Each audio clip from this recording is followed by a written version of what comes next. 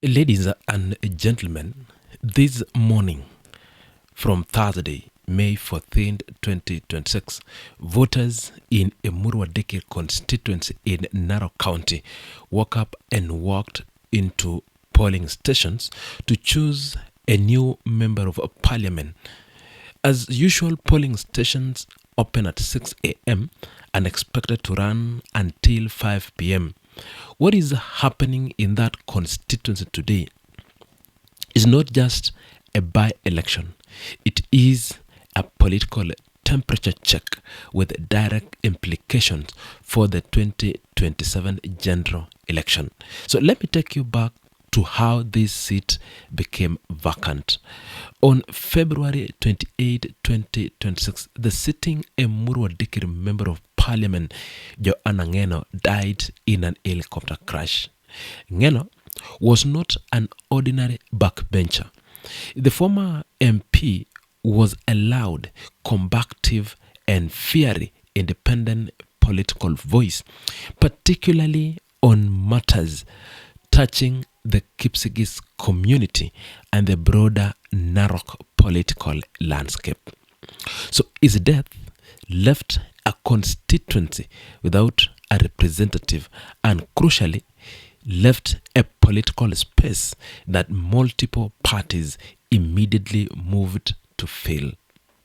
Meanwhile, today's exercise is not limited to Emurua Dikirr.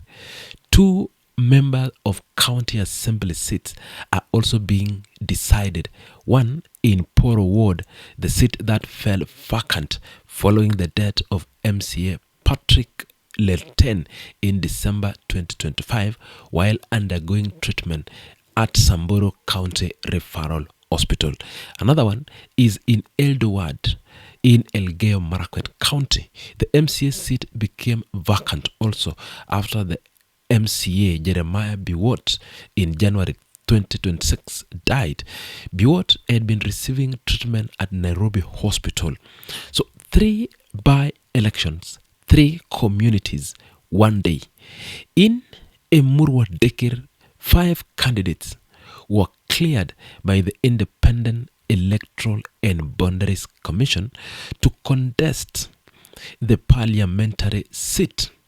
Vincent Rotich is flying the Democracy for Citizens Party DCP flag. Alias David Keter, alias Dollarline, is the United Democratic Alliance candidate carrying the President Ruto's party colors into what is effectively government territory. There is Desma Cherono is on the PNU ticket.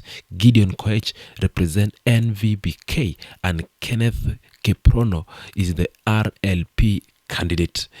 That field tells a story of its own.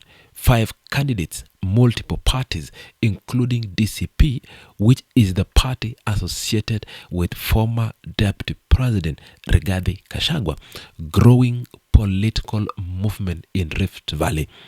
The presence of a DCP candidate in Emurua Dikirr is significant.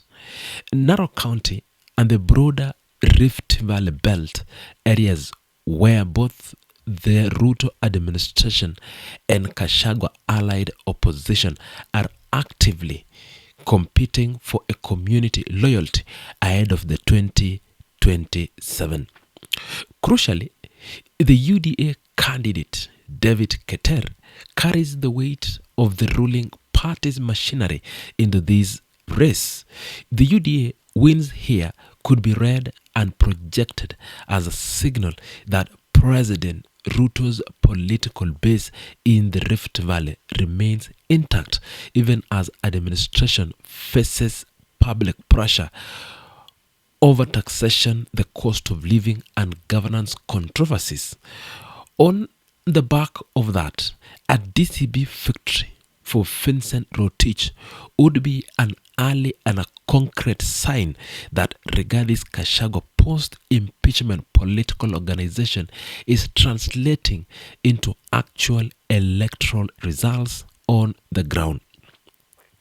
That is what makes this by-election a proven 2027 preview, not just a constituency replacement exercise.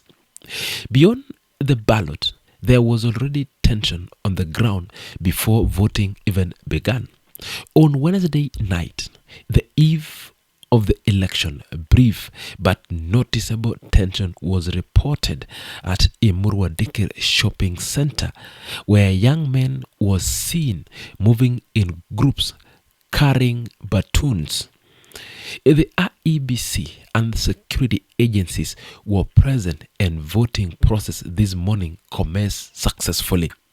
But that incident is not something to bypass over lightly. Pre-election tensions of that nature, organized group, nighttime movement, visible weapons reflect the degree to which this seat is genuinely contested. Emurua Dikirr is not a constituency where one party dominates so completely that the outcomes feel certain. The tension on the ground confirms that multiple political camps consider this seat winnable and worth fighting for.